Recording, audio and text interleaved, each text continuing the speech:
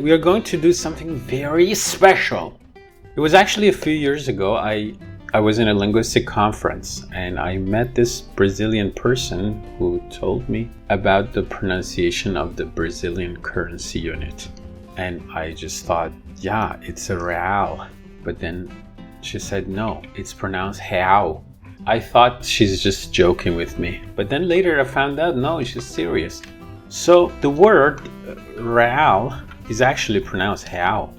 And then that was the moment when I started to say, I want to know why. So I started learning some Portuguese. Only by focusing on the pronunciation. It's because I couldn't believe that, you would pronounce ra like ha, and then you would pronounce L like W, how. But I should clarify that I don't speak Portuguese fluently, but I'm familiar with the pronunciation, especially with the pronunciation of R. In this video, we are only going to focus on the pronunciation of R, or more technically speaking, the rhotic consonant. Let's call R, the written form of R, rhotic.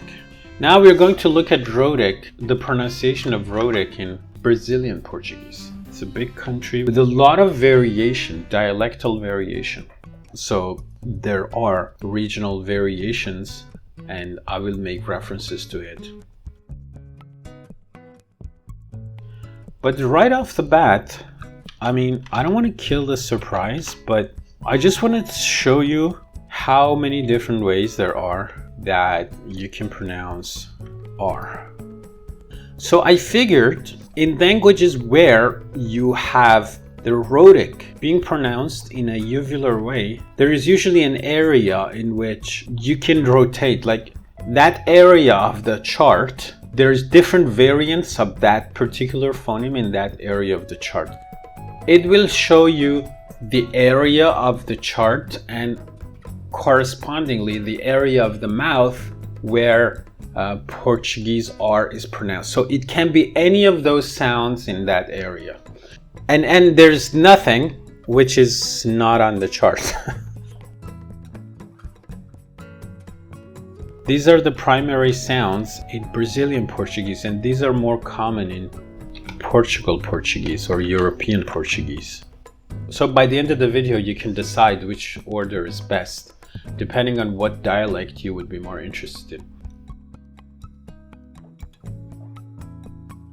And this video is not going to be comprehensive in the sense that it's going to just give you a perspective into the pronunciation of R in Portuguese. It's a rather holistic estimate.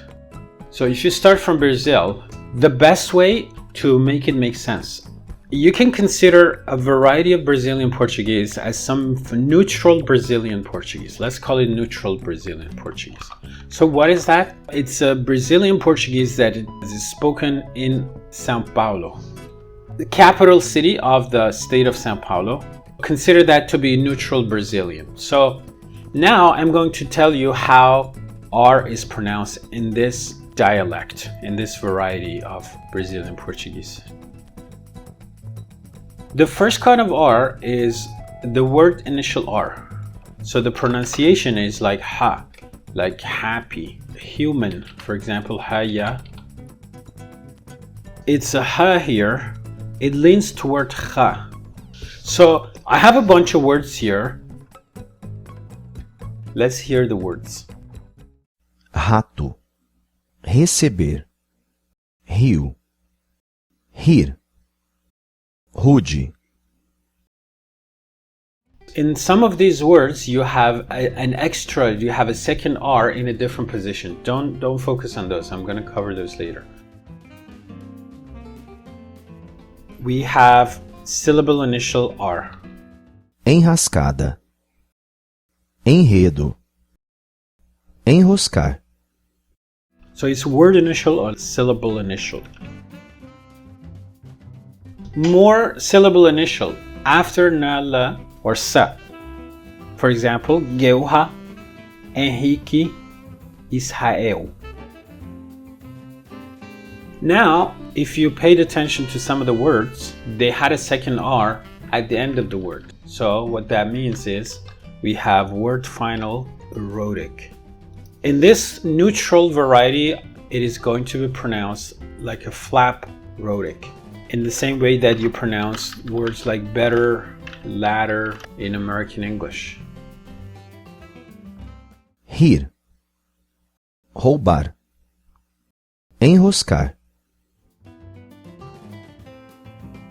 So there's more word final, but there's also syllable final. amor, calor, carne, firme, inferior, verde. Now, in some of them you had word final R's. In some of them you had syllable final R, like carne.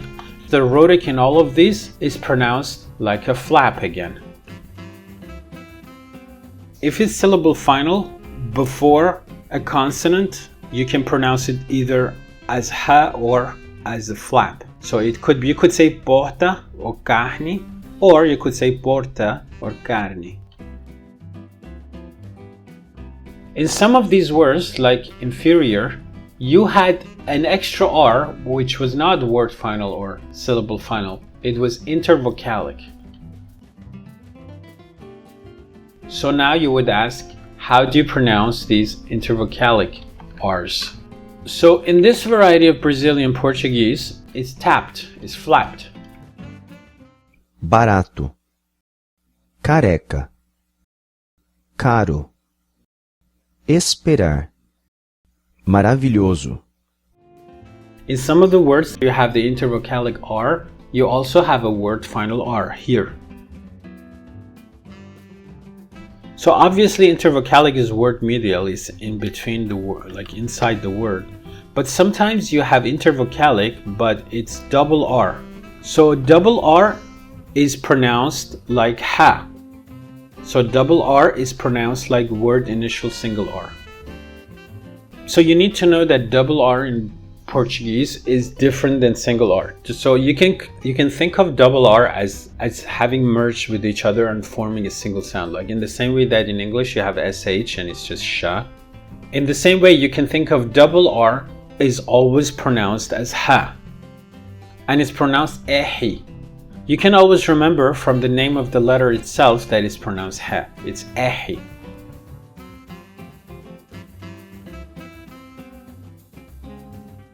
Arranhar, carro, forro, morrer, terra. So as you see, again, in two of these words, you also have a word final R, single R. So the double R, the intervocalic double R is pronounced ha, the word final R is pronounced. So for example, the word for scratch is arranhar. Now the only other position that is left is when R appears in consonant cluster in the beginning of a syllable. You have a consonant, then you have R. That's why instead of a consonant, I put a capital C here, and then I put the R in angled brackets. So in these combinations, again, it's flap. So for example, Brasil, cruel, driblar, frágil, gritar, trabalho. so this pretty much must have covered R in all the possible positions and neutral Brazilian Portuguese. Now let's get more complicated and look at the phonological variation across varieties of Portuguese. What I'm going to do now, I'm only going to talk about the phonological environments in which that variety, that dialect of Portuguese is different from neutral São Paulo Portuguese. But before we move there, I should introduce you to the different varieties of Portuguese that I'm going to cover.